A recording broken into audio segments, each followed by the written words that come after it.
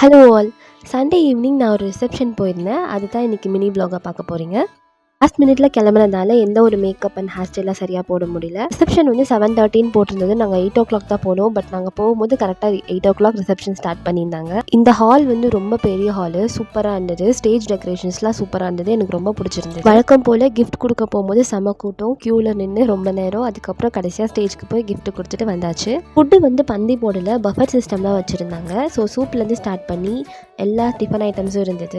இவங்க வந்து Bangalore catering service. So எனக்கு பிடிச்ச பெங்களூர் தோசை இருந்தது. அதுக்கப்புறம் கொஞ்சம் சாலட் ஐட்டம்ஸும் வச்சுருந்தாங்க. ஸோ அதெல்லாம் சாப்பிட்டாச்சு.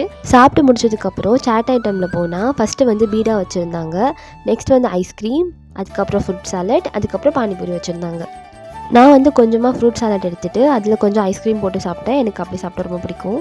கடைசியாக கொஞ்சம் ஃபோட்டோ எடுத்துகிட்டு வீட்டுக்கு கிளம்பியாச்சு. என்னோடய வீடியோஸ்லாம் உங்களுக்கு பிடிச்சிருந்துன்னா கண்டிப்பாக சப்ஸ்கிரைப் பண்ணுங்கள். தேங்க்ஸ் ஃபார் வாட்சிங்.